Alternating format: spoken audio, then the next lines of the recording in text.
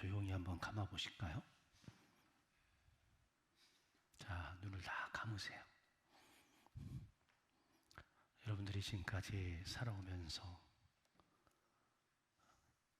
예수님 때문에 가장 행복했던 때를 한번 떠올려 봅니다. 내 인생 가장 힘들고 어려웠지만 그때 예수 믿은 걸 참 잘했구나. 또 예수님이 나와 함께 하심으로 내가 그 어려움을 견뎌냈구나. 그게 외로울 때도, 병상에 있을 때도, 아니면 건널 수 없는 큰 강 앞에 서 있을 때도 주님이 함께 하셨던 때를 한번 잠잠히 떠올려 보면 좋겠습니다.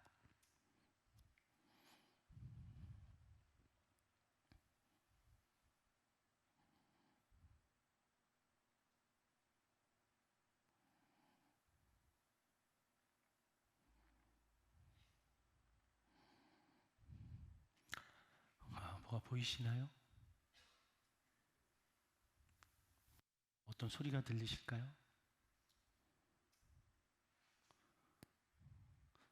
뭐가 느껴지시는 게 있을까요?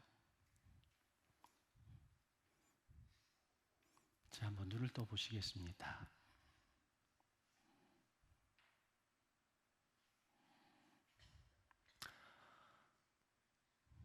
여러분들이 예수님은 어떤 분이신가요? 그래도 나름 오랫동안 신앙생활을 하셨는데 누군가 여러분에게 예수님이 어떤 분이세요? 물으면 여러분들은 뭐라고 답을 하실 수 있을까요? 각기 다른 답을 할 수 있겠지만 저는 예전에도 얘기했지만 저에게 예수님은 참 좋은 분이에요. 제가 교회를 좋아하는 이유는 예배당 안에 있는 걸 좋아하는 이유는 제가 처음으로 인정받고 그리고 마음의 평안을 가졌던 곳이 교회였기 때문입니다.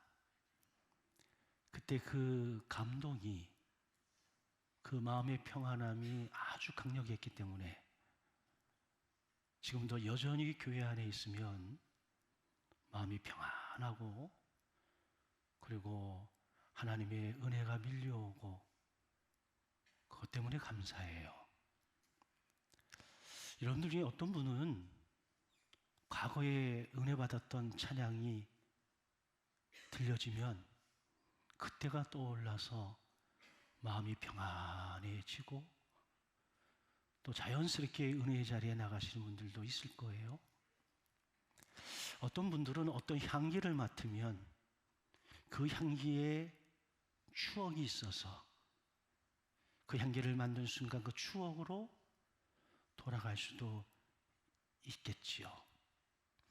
예수님은 우리의 푯대가 되시고 우리의 목표가 되시는 분이십니다. 비록 간혹 방황할 수 있겠죠. 흔들릴 수도 있을 거예요.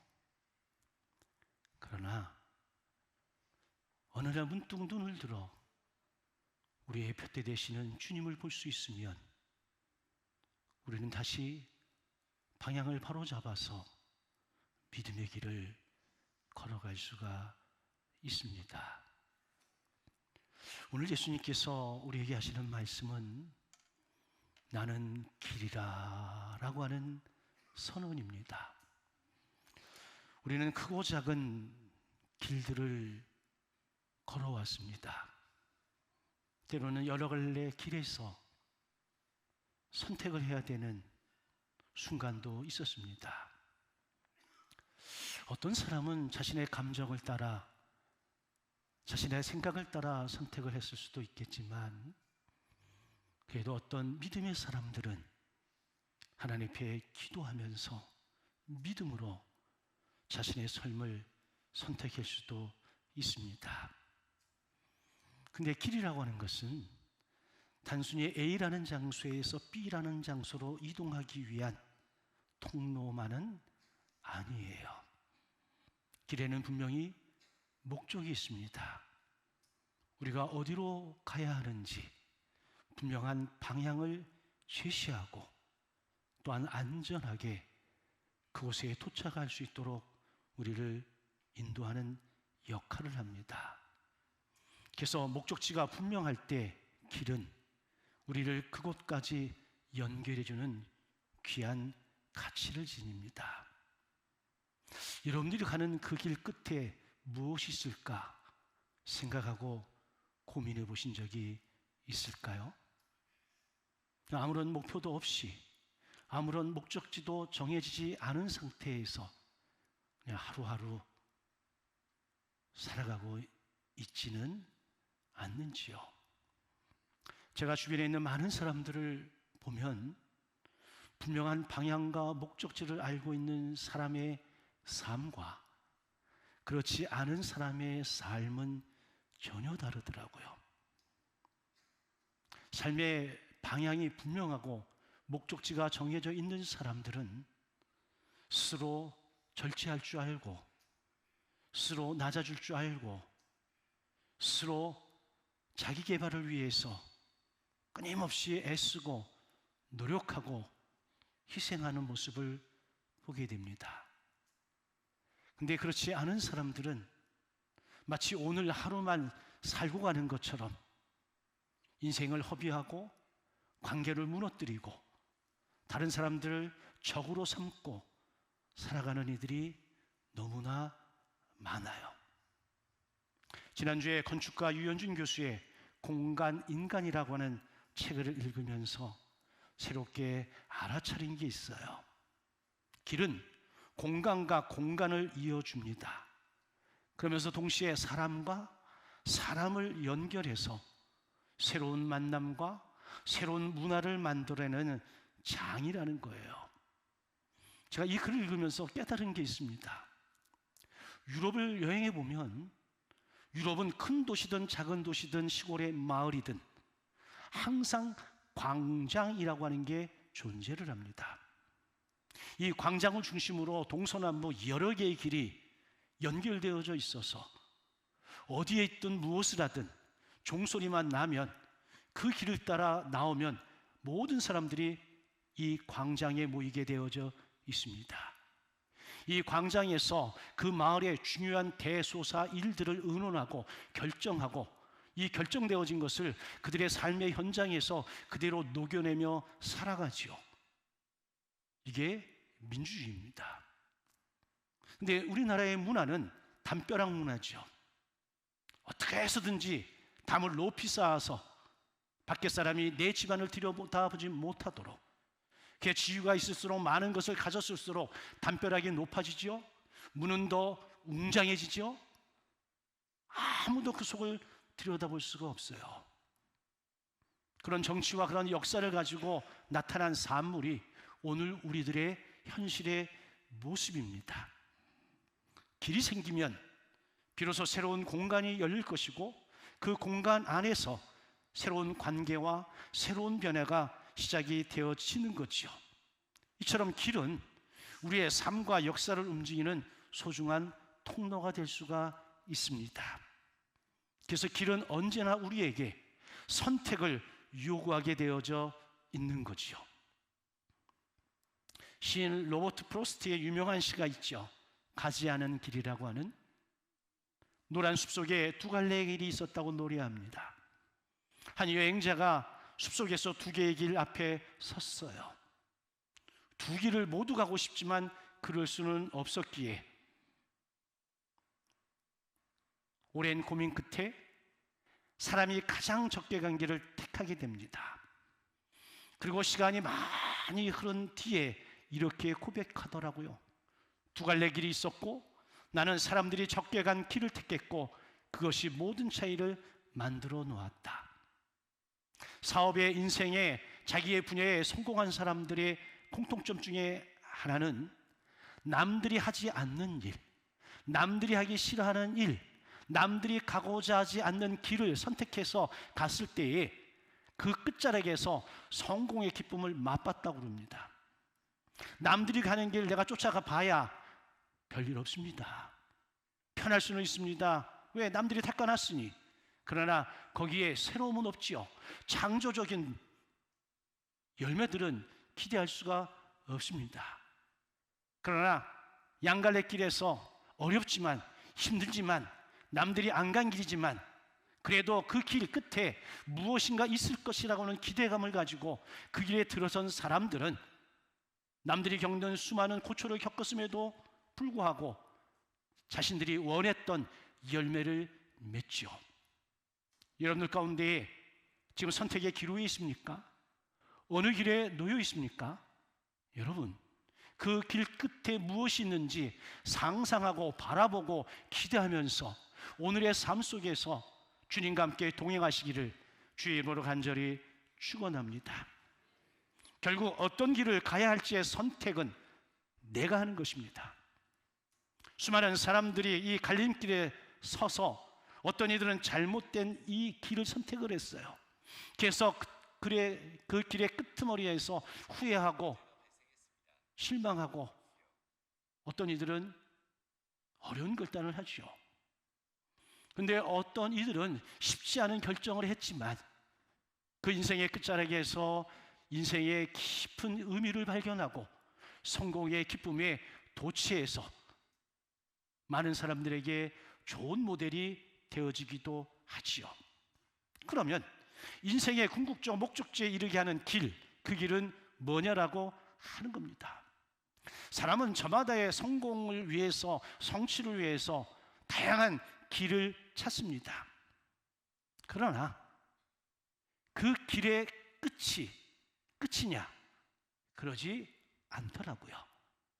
내가 가지고 있는 목적지의 결말, 그 끝자락 너머에 또 다른 길이, 끝자락이 있어요. 우리는 그 길을 영생의 길이라 그래요. 우리는 그걸 영원이라고 표현하고요. 우리는 그걸 하나님의 나라라고 이야기할 수도 있습니다. 그런데 오늘 본문 14장에 보게 되면 예수님께서 분명히 선언하셨습니다. 내가 곧 길이라. 여러분, 인생의 수많은 질문 앞에서 서 있는 우리에게 예수님은 단호하게 직설적으로 얘기합니다. 길을 찾고 있니? 길을 못 찾아서 방황하고 있니? 네가 서 있는 그 길이 정말 네가 원하는 길이니? 그러면서 묻습니다. 내가 네가 찾는 길이라. 여러분, 우리 오늘 찬양단하고 저하고 짠 거 없는데 오늘 부른 찬양이 오늘 설교에 핵심이 담겨져 있더라고요. 제가 깜짝 놀랐어요. 지금 여기까지 하는 것은 일부 예배하고 완전히 다른 이야기를 제가 한 거예요. 그 순간에 하나님이 깨닫는 은혜를 주셨기 때문에 그 깨닫는 은혜를 여러분들에게 나눈 거거든요.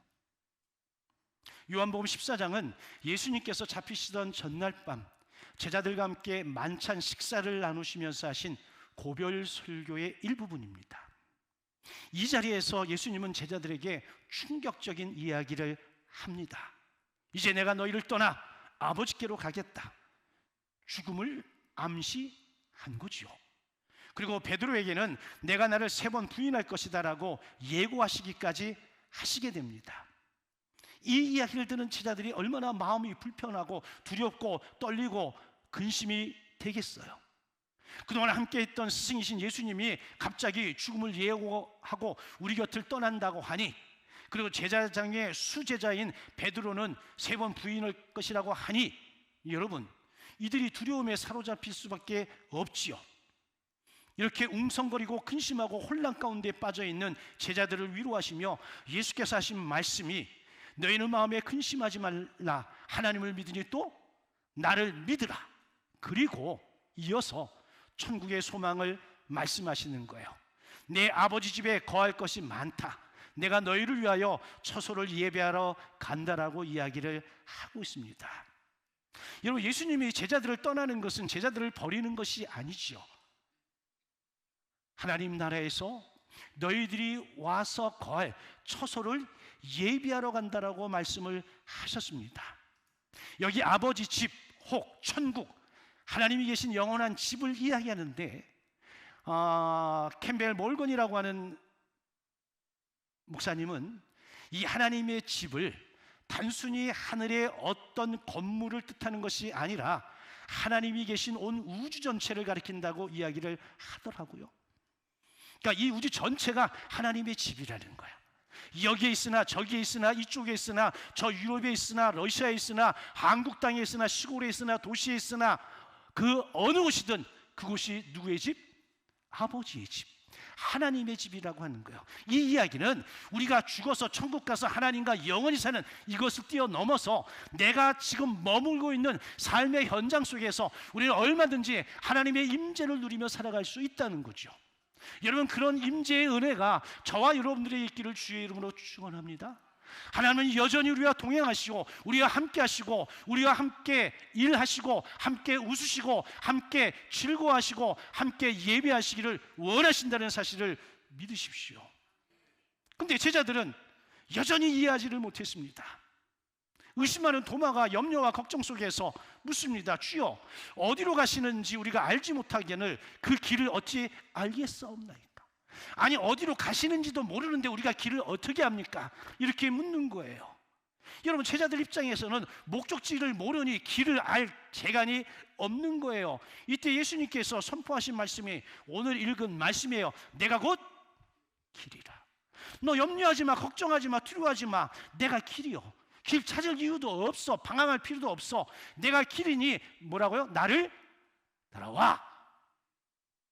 여러분, 예수님은 이 도마의 질문에 정면으로 대답하신 거예요. 어디로 가시는지 그 길을 알 수 없는데 그 질문 속에 간단하게 내가 길이야. 방황할 이유도 헤맬 필요도 찾아다닐 필요도 없다는 거예요. 그러면서 말씀하시기를 나로 말미암지 않고는 아버지께로 올 자가 없다라고 못을 박으셨어요. 제자들이 궁극적으로 가야 될 길을 알려주신 거예요. 그 길은 아버지 집이에요. 근데 이 아버지 집에 가는 유일한 길은 예수 그리스도밖에 없는 거예요. 그러니까 나로 말미암지 않고는 아버지께로 올 자가 없다. 여러분들이 영원, 영생, 하나님의 나라 갈 수 있는 길은 딱 하나밖에 없습니다. 예수 믿으십시오. 예수를 믿는 것 외에 다른 방법은 존재하지 않습니다. 어떤 사람이 나타나서 권력으로, 무력으로, 지식으로, 재능으로 아무리 이야기하고 여러분들 꼬신다 한들 여러분, 그건 이단 사설에 불과한 거예요. 오직 진리는 하나입니다. 아버지께로 갈 수 있는 유일한 방법은 예수 믿는 겁니다. 그러 여러분, 예수 믿으십시오. 예수가 길입니다. 그러면 왜 예수님께서 이렇게 내가 길이라고 하는 것을 강조하고 계실까? 그것은 예수님께서 그 제자들을 사랑하시고 그들에게 확신을 주시기 위함입니다. 그 당시 제자들은 예수님이 떠나시면 길 잃은 양들처럼 분명히 헤매고 있을 거예요. 여러분, 예수님이 십자가에 달려 돌아가시고 나서 제자들의 모습을 보십시오. 그들이 다 뿔뿔이 흩어졌잖아요. 이 모습을 이미 예수님은 알고 계셨던 거예요. 여러분, 누구를 따라 어디로 가야 할지 알 수 없는 상황 속에서 예수님께서는 너희들이 가야 될 길은 다른 곳이 아니라 바로 나를 따라오너라, 내가 곧 길이다 라고 알려주신 거예요. 이 말이 제자들에겐 큰 의미가 있고 위로가 되고 격려가 되었을 거예요. 물론 그 당시에는 이해할 수 없었지만 훗날 예수께서 부활하신 이후에 성령 강림절에 성령을 경험하고 난 이후에야 이들은 비로소 성령을 통해 깨달아 알게 된 거예요. 이동원 목사님이 요한복음 이야기라는 책에서 이 대목을 설명하기를 예수님의 이 선언은 길 잃은 제자들에게 주신 최상의 위로요 약속이다라고 분명히 이야기합니다. 어린아이들이 여기저기서 막 뛰어놀면서도 반드시 확인한 게 있어요. 엄마가 있나? 없나? 그죠? 엄마가 있나 없나 확인하지 않을 정도면 다 큰 거예요. 근데 아직도 어린아이 수준에 있으면 그렇게 신나가 놀다가도 여러분 희끗희끗 엄마가 있나 없나 확인하고 놉니다. 근데 엄마가 있으면 안정감이 있으니까 잘 놀아. 엄마가 없는 것이 갑자기 피부적으로 느껴지면 그때부터 인상이 변하면서 얼굴이 찌그러지면서 갑자기 눈물을 왕 하고 쏟아내는 거예요. 왜? 불안하니까. 근데 여러분, 우리가 믿는 예수님은 여전히 여기에, 여전히 나와 함께 계심을 믿으시길 주의 이름으로 축원합니다. 또 다른 이유는 예수님의 십자가가 사명과 관련이 있기 때문에 그래요. 세상은 하나님께 이르는 길을 여러 가지로 제시할 수 있겠지만 죄로 막힌 인간이 스스로 하나님께 나갈 수 있는 길은 존재하지를 않습니다. 지식으로 가보려고 했죠. 재물로도 가보려고 했죠.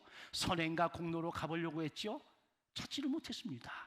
그런 이들에게 예수님이 말씀하시는 거예요. 내가 길이라. 그들이 했던 모든 행위는 다 부질없는 일들이에요. 그냥 허상에 불과한 거예요. 자기 만족에 불과한 거예요. 예수님은 이미 단호하게 선언하셨다니까요. 내가 길이라고. 그러니 여러분, 다른 길을 찾아 헤매지 마세요. 그 정도의 능력과 그 정도의 실력과 그 정도의 여력이 있으면 여러분, 주님과 동행하는 삶을 통해서 오늘 하나님이 주시는 참된 기쁨을 만끽하며 사세요. 로크릭 교회 담임이었던 빌 하이베스 목사님이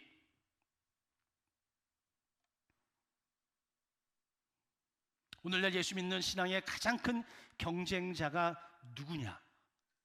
라는 질문에 다른 종교 무신론이 아니라고 얘기해요.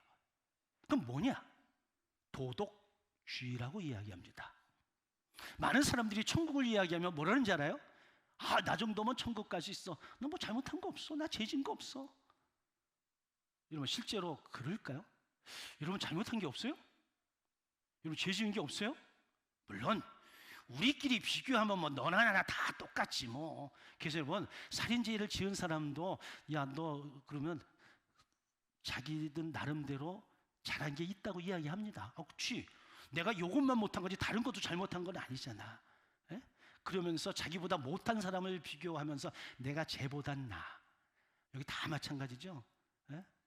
다 누구보단 내가 나. 여러분, 하나님 보시기엔 다 도토리 키재기에 불과해요. 여러분, 우리는 얼마든지 죄를 합리화시키려고 하죠. 그게 우리의 본능이니까. 근데 하나님 보시기에는 요만큼이든 이만큼이든 죄는 죄라고 하는 겁니다. 이런 죄인이 아무리 선행을 쌓아도 공로가 있어도 여러분, 거룩하신 하나님 앞에 나갈 수 있는 방법은 없습니다. 유일한 것은 길 대신 예수 그리스도를 믿을 때에만 가능합니다. 고로 예수를 믿으시길 주의 이름으로 축원합니다. 그러면 예수님이 우리의 진정한 길이 되실 때, 우리가 그 길을 걸어갈 때에 우리의 삶에 어떤 일이 일어날까? 그 길의 궁극적 의미는 뭘까? 첫째, 예수님이 우리의 길이라고 하는 것은 우리가 하나님께 나아갈 수 있는 길이 생겼다는 뜻이에요. 그럼 그 이전까지는 길이 있었다?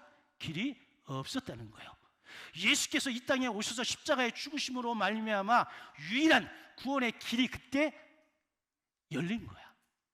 히브리서 10장 20절에 보게 되면 예수님의 십자가를 가리켜 그가 휘장 가운데로 열어놓으신 새 길, 이렇게 얘기합니다. 예수께서 십자가에 죽으실 때에 성소 안에 지성소와 성소를 나누는 가림막 휘장이 있었습니다. 이 휘장을 통해서 지성소가 있고 성소가 있는데, 성소에서는 날마다 제사장들이 일을 하지만 하나님이 머무시는 지성소에 들어갈 때는 1년에 딱 한 번 대속죄일에 대제사장이 들어가는데 죄 없어야만 들어갑니다. 혹시 몰라가지고 제사장 옷에 방울을 달고 허리에 끈을 묶고 그러고 들어가. 방울 소리가 나면 내버려두지만 방울 소리가 안 나면 하나님 앞에 죄가 있어서 죽임을 당하기 때문에 끄집어 내는 거예요. 그 가로막았던 휘장이 예수가 죽을 때에, 운명하실 때에 위로부터 아래로 쫙 갈라졌어. 그래서 구원의 길이 열렸다. 아멘입니까? 그래서 이제 우리는 제물 드릴 이유가 없습니다. 단번에 우리의 영원한 제물 되신 예수 그리스도를 믿는 믿음으로 말미암아 우리는 아버지께로 나갈 길을 갖게 되어진 거예요. 두 번째, 예수가 길이심으로 우리의 삶에 분명한 방향과 인도하심을 얻게 됩니다. 여러분, 길이 없으면 방황하고 길이 있어도 길을 모르면 방황할 수밖에 없지요. 그러나 길이 있으면 걸어가기만 하면 되죠. 제가 지난주에 잠시 얘기하다 말았는데, 여러분, 제가 어떤 영상을 봤습니다. 아주 미로를 이렇게 만들어 놓고 쥐 여러 마리를 풀어놨어요. 그리고 영상은 위에서 찍은 거예요. 저 높이 위에서. 제가 그 딱 보니까 저는 길이 보여요, 안 보여? 길이 보여요, 안 보여요? 길이 보여. 근데 갑자기 여러 마리 쥐들이 막 가다가 어떤 놈은 가다가 멈춰서더니 뒤로 돌아가고, 어떤 놈은 가다가 앞에 간 놈이 돌아오니까 거기서 멈칫거리다 돌아가고, 어떤 놈은 중간에서 왔다 갔다 하다고, 어떤 놈은 미련 곰탱이처럼 그냥 무작정 가. 근데 그 놈은 나가더라고. 여러분, 생각이 많은 놈들은 출구를 못 찾아. 근데 아주 단순한 놈은 에이 몰라, 그냥 가는 거야, 그냥 무작정. 근데 가다 보니까 알고 간 게 아니라니까. 그냥 무작정 갔는데 나와버린 거예요. 지가 제일 놀랬을 거야, 나와가지고. 근데 위에서 본 저는 그걸 봐야 안 봐요? 보지요. 분명히 갔는데 걸리가면 되는데 이놈이 갑자기 멈춰서더니 주뒤번 거리더니 뒤로 돌아가네? 그러면 제가 어떨까요? 아이고, 답답해 진짜 저거. 근데 여러 마리 중에 한 마리만 나가고 나머지는 계속해서 방황을 하고 있는 거예요. 마음 같아서는 그냥 여기 이렇게 알려주고 싶은 거죠. 여러분, 그 영상이 뭘 보여주려고 하는지 저는 잘 모르는데, 제가 그 영상을 통해서 얻은 것은 우리의 신앙은 여러분 단순해야 돼요. 하나님이 길을 아십니다. 예수님이 길이십니다. 우리는 그 예수님을 신뢰하고 그분이 가라는 곳으로 가면 됩니다.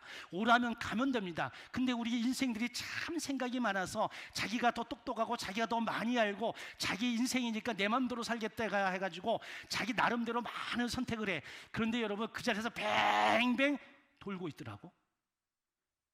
여러분, 하나님 앞에 뜻을 물을 때에 하나님이 첫 번째 주시는 마음이 하나님의 뜻일 경우가 많습니다.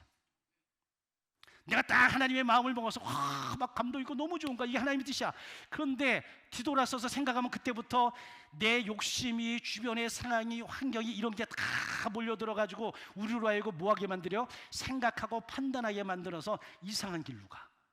믿음이라고 하는 것은 그런 게 아니야. 내가 길이요 그러면 어떻게 하는 거요?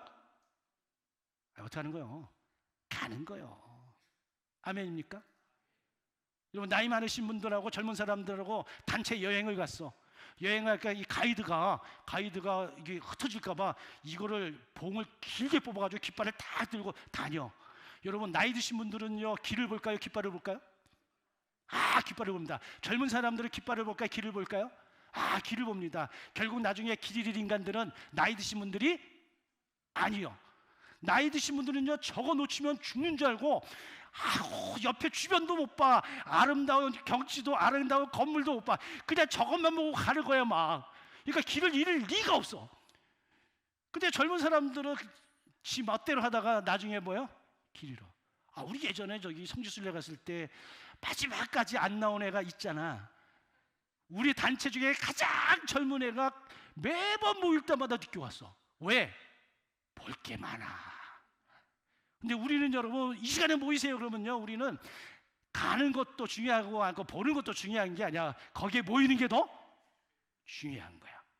여러분, 예수께서 길이라 그러잖아. 그거 그냥 따라요. 아멘을 안 하네. 예수님이 길이라고 하시잖아요. 그거 따르시면 되잖아. 아멘. 여러분, 시편 119편 105절, 주의 말씀은 내 발의 등이요 내 길에 비친 거예요. 믿으십니까? 거기에 내 욕심과 내 생각을 가미하지 마세요. 그러면 죽도 밥도 안 된다니까. 그러므로 예수님을 따른다는 것은 어둠 속을 혼자 헤매는 것이 아니라 어둠 속에서 빛을 발견하고 그 빛을 향해 걸어 나가는 거예요. 세 번째, 무엇보다 예수님이 길이시기에 우리가 기대할 수 있는 최고의 결과는 영원한 생명에 이른다라고 하는 겁니다. 요한복음 14장 3절에 봤더니 내가 다시 와서 너희를 내게로 영접하여 나 있는 곳에 너희도 있게 하리라 약속을 하신 거예요. 이 약속은 여러분 제한이 없어요. 한계가 없습니다. 이건 영원한 약속이야. 누구나 이 약속을 부여잡고 기도하면서 이 길 대신 예수를 따라가면 우리는 누구든지 하나님이 예비해 놓으신 그 처소에 가게 되어지는 거예요. 그래서 믿음이 있는 사람들은 죽음 앞에 잠시 두려워할 수 있으나 두려워하지 않습니다. 왜? 갈 곳을 분명히 알기 때문에. 그 예수께서 말씀하십니다. 나로 말미암지 않고는 아버지께로 올 자가 없느니라. 혹시 여러분들 가운데 아직도 마음에 방황하고 계시는 분들이 있다면 예수님을 나의 길로 모시기를 주의 이름으로 축원합니다. 예수님을 믿고 따르는 일이 인생의 최고의 선택임을 신뢰하십시오. 그리고 힘들고 어려울 때마다 내가 예수 믿고 가장 행복했던 때를 떠올려 보세요. 그러면 그 상태로 우리가 돌아갈 수가 있습니다. 사람의 뇌라고 하는 것은 굉장한 능력을 갖고 있어요. 아인슈타인이 이 능력이 2%밖에 안 썼다니까. 근데 그 능력 가운데 하나가 뭐냐면 우리가 오감을 통해서 좋은 것을 받아들이면 이 뇌라고 하는 녀석은 이건 좋은 거야 라고 결정을 해버려요. 그럼 이게 우리의 상태가 되어지는 거예요. 근데 힘들고 어려울 때 그때 좋은 때를 딱 떠올리는 순간 우리의 몸은 뇌의 영향을 받아서 그때 그 상태로 돌아가는 거예요. 그래서 좋은 감정을 느끼고 좋은 행동을 하는 거예요. 그래서 어린 아이들에게 좋은 것을 보여주고 좋은 것을 들려주라고 하는 이유는 아이들이 처음에 봤던 좋은 것들이 딱 고착이 되어져서 이게 자신의 상태를 만들어버리기 때문에 그래요. 그래서 제가 농담반 진담반으로 우리 아기들이 막 울고 떠들고 그러면 애들 조용히 시킨다고, 야 목사님 온다 조용히 해라, 이 말 하지 말라 그러죠. 그 말 하면 안 돼요. 그러면 그 애네들은 목사님은 무서운 분인 거야. 아니 무서운 분이 목사님인데 그 애들이 나중에 커서 교회 오겠어요? 걔네들 이 뇌 속에는 교회는 무서운 목사님이 계신 곳이야. 교회 와? 안 온다니까. 그러니까 여러분 나이 든 자녀들이 교회 안 나온다, 다 여러분들이 평소에 집에서 목사님 욕을 많이 한 거야. 교회 안 좋은 얘기하고 목사님 욕하고 장로 욕하고, 그러니까 아이들이 듣기에는 아 교회는 못된 인간들만 모인 게 교회야. 말은 안 하지만 이미 그놈의 뇌가 인식을 해버려가지고 그게 딱 상태가 되어져서 거기서 그런 감정이 나고 행동이 나온 거예요. 근데 여러분 저처럼 어렸을 때 교회 나갔는데 교회가 나를 인정해주고 나를 칭찬하고 내 존재가 거기서 진짜 살아나고 그래서 편하고 너무나 기쁘고 이러면 여러분 평생을 살아도 여러분 목사라고 다 교회 좋아하는 거 아닙니까?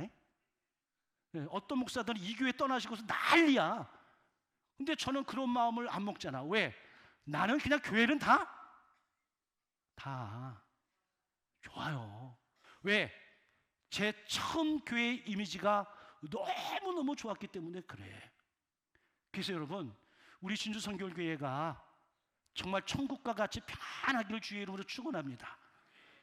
제발 싸움박질하지 말고 서로 미워하지 말고 서로 비난하지 말고. 왜?